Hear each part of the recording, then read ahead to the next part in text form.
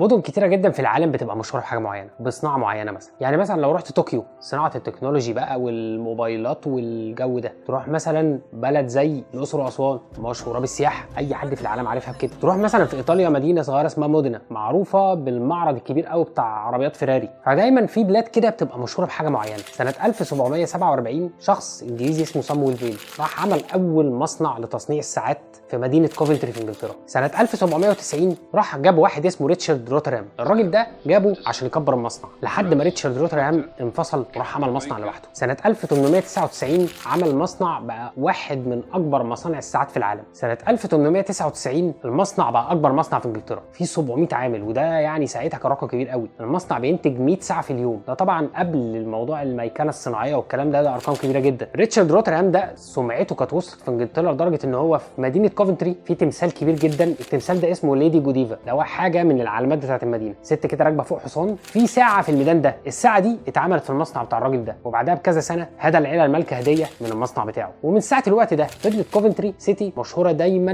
بصناعه الساعات، لحد لما دخلت سويسرا وامريكا في الصناعه بالتكنولوجيا الجديده. ما قدرتش كوفنتري انها تنافس الصناعه دي والتكنولوجيا بتاعتها، لحد 31 مارس 95 عشان كوفنتري تحافظ على حق الملكيه عملت متحف اثري بيتكلم عن صناعه الساعات، ازاي بدأ في كوفنتري وازاي هم كانوا رواد الصناعه دي. بس الحقيقه ان كوفنتري طول عمرها مشهوره بالساعات، لكن عمرها ما كانت مشهوره بفريق كوره. كوفنتري سيتي مدينه مش كبيره عندها فريق كوره مش مشهور خالص. صحيح هو نادي عريق جدا، اتأسس سنه 1883، بس في تاريخه كله كسب بطوله واحده بس، ودايما طالع نازل طالع نازل، ومعظم اوقاته مقضيها في الدوري الدرجه الثانيه والدوري الدرجه الثالثه. لحد موسم 92 93 زي ما انا بحكي دايما، ده الموسم بدايه البريمير ليج، الانفتاح في الكوره في انجلترا والفلوس الكتيره، وحظهم ان هم كانوا موجودين في الوقت ده. سنه 96 النادي يقرر يعمل تجربه منتشره في انجلترا، يجيب لعيب نخليه لعيب مدرب في نفس الوقت. والمره دي اختاروا راجل اسكتلندي كنت اتكلمت عليه قبل كده اسمه جوردن ستراخن. الراجل ده لعب في مانشستر يونايتد وكان لعيب اسكتلندي كبير، والحقيقه انه اول موسم ليه قدر يخلي الفريق يقعد في الدوري ما يهبطش تاني للدوري الدرجه الاولى. ومع بدايه الموسم الجديد لما تجيب نجم كبير لما بيروح يتفاوض مع لعيبه لا بيقدر يجيب لعيبه. والراجل الصراحه الموسم ده موسم 97 98 قدر يتعاقد مع مجموعه لعيبه كويسه. لعيب في الدوري الانجليزي خبير مدافع اسمه ريتشارد شو عرف يتعاقد معاه. دارين هاكربي ده لعيب خط وسط لعيب كويس قوي. جاري ماكاليستر ده لعيب اسكتلندي كبير ولعب في ليفربول بعد كده. بواتينج ده لعيب هولندي في نص الملعب لعيب كويس قوي، ومهاجم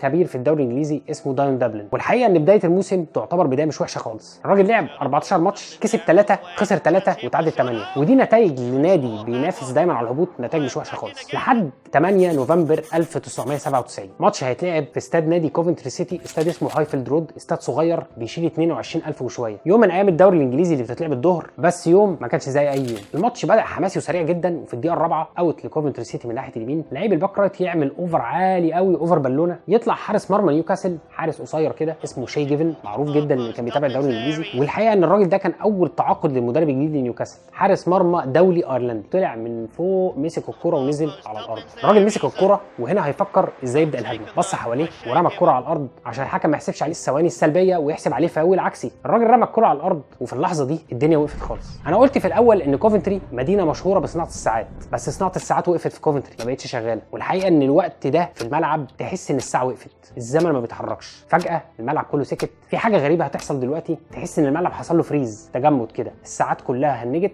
وكله وقف منتظر في حاجه هتحصل. ال 22000 وشويه دول كلهم شايفين ان في حدث هيحصل، ما عدا واحد بس، حارس المرمى شاي جيفن اللي هو رمى الكره على الارض. والحقيقه ان في واحد سرق من العمر لحظه، سرق من الساعه اللي وقفت. الراجل ده المهاجم داين دابلون واقف ورا، والراجل مش واخد باله ان هو رمى الكره على الارض، جري من ورا الجون بالراحه بالراحه بالراحه، الجون مش واخد باله، حارس المرمى قام جه حط الكره وهو بيقع على الارض، حطها في الجون في مشهد كوميدي بشكل غريب جدا. جول ما بيحصلش خالص في الكوره، كميه ذكاء من المهاجم قصاد كميه سذاجه من حارس المرمى ما شفتهاش قبل كده. والحقيقه ان الجول ده دايما موجود في الملخصات بتاعه الدوري الانجليزي، ودايما موجود في ملخصات الاجوان اللي هي الاكثر كوميديه او اللي هي غريبه جدا، بس الناس ما تعرفش قصه الجون ده، وحتى ما تعرفش مين اللي جاب الجون ده. اللي جاب الجون ده مهاجم اسمه داين دابلن. بس قبل ما نعرف قصه الجون تعالوا نعرف مين هو اصلا داين دابلن. ويلا انزل بسرعه اعمل لايك وسبسكرايب لليوتيوب شانل وفعل جرس التنبيهات عشان توصلك كل حاجه اول باول. داين دابلن من مواليد 22 ابريل 1969، مهاجم طوله 188 سم، بدا لعب الكوره في نادي صغير جدا اسمه كامبريدج يونايتد. مهاجم طويل طوله 188 سم،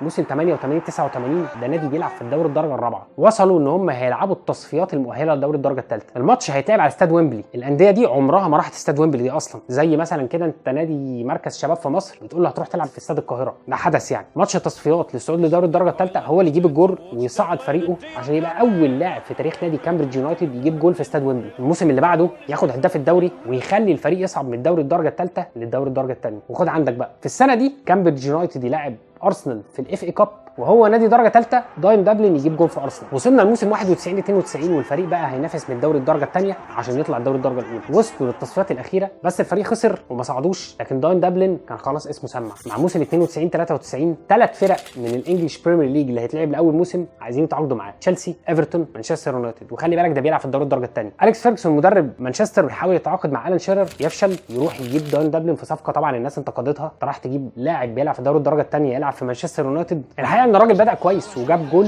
في ملعب ساوثهامبتون، ده كان رابع جول في تاريخ مانشستر في البريمير ليج. بعدها بشويه يتصاب اصابه جامده جدا، كسر في رجله، يقعد 6 شهور ما يلعبش. طبيعي نادي زي مانشستر لما هتجيله مهاجم اصابه زي دي هتدور على مهاجم تاني. وهنا اليكس فيرجسون يتعاقد مع إيريك كانتونا المهاجم الفرنساوي الرهيب، انا كنت عملت عليه حلقه قبل كده هتلاقيها موجوده. الراجل طبعا ركب مكانه بس عشان كان بيقدر قوي داين دبلن اداله ميداليه رغم ان هو ما شاركش عدد الماتشات اللي يسمح له ان هو ياخد ميداليه رغم ان هم فازوا بالدوري. الموسم اللي بعده مشاركات قليله جدا لان خلاص مكانه ما كانش موجود. ومع موسم 94 95 المدرب بيحاول يقنعه يقعد لكن هو يقول له لا انا عايز العب. وهنا يختار انه يروح نادي كوفنتري سيتي في انتقال عجيب جدا. كوفنتري نادي صغير وهو جاي من مانشستر يونايتد، 2 مليون استرليني يدفعوا فيه من نادي كوفنتري لمانشستر عشان يبقى اغلى لعيب في تاريخ نادي كوفنتري سيتي. الراجل لعب هناك 4 مواسم كاملين من احلى مواسم ليه في الكوره. الراجل ده كان مهاجم جامد جدا، مهاجم كلاسيكي يعني مهاجم من اللي هم دلوقتي مش موجود منهم كتير، بيتفلسفش كتير في الكوره، ما بيتفزلكش فيها كتير، بيلعب برجليه الاثنين كويس طويل رغم ان انت اول ما تشوف تكوين شكل جسمه كده تقول ده ما عندوش مرونه خالص، لكن في الحقيقه ان هو كان مهاجم جامد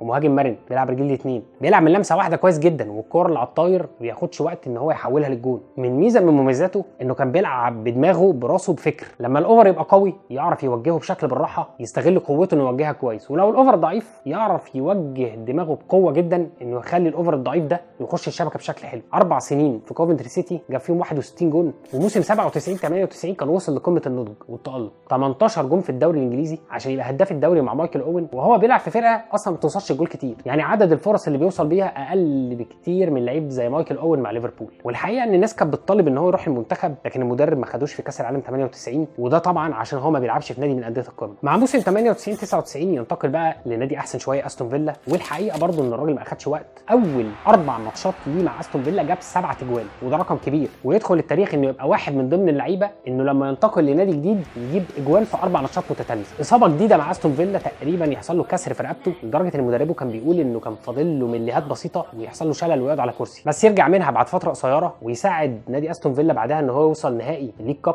صحيح يخسروه بس مسيرته في استون فيلا كان حلوه، جاب اجوال كتيره الناس كانت بتحبه. بعدها بقى انتقال لسلتك في اسكتلندا، كسب معاهم الدوري واتنقل في انديه كتيره وبطل كوره وهو كبير جدا في السن. وعايز اقول لك ان داين دبلن ده عنده رقم غريب جدا ان هو واحد من اللعيبه اللي لعب مهاجم صريح ولعب مساك، وده اوريك ان هو اصلا ككواليتي لعيب عنده مرونه، يعني لعيب دماغه كويسه شغاله في الكوره ويعرف يوظف جسمه الطويل ده انه يلعب في كذا مركز. نرجع بقى للجون بتاعنا، الجول اللي قصته عجيبه جدا. الجول ده من الاجوان اللي طلع عليه نكته غريبه جدا في انجلترا. حارس مرمى نيوكاسل زي ما حكيت لكم اسمه شاي جيفن، ده ايرلندي دولي، لعب 100 وحاجه ماتش مع منتخب ايرلندا وواحد من اساطير نادي نيوكاسل، لعب معاهم 12 موسم ب 354 ماتش، محبوب جدا، وده كان اول موسم ليه في نيوكاسل. يعني جول زي ده كان ممكن يخلص عليه وما يلعبش تاني لان الجول كان شكله كوميدي جدا، جول ما يحصلش يعني الا من حارس مرمى ساذج ما بيفهمش حاجه في الكوره. الحقيقه ان هو طلع عليه نكته دمها خفيف جدا، الانجليز والتنمر بتاعهم في الكوره طبعا ما بيبطلوش. شاي جيفن ده ايرلندي، عاصمه ايرلندا هي دبلن، والجول اللي جابه لعيب اسمه داين دبلن، يعني اسم اللعيب على اسم عاصمه ايرلندا. فطلعت ساعتها نكته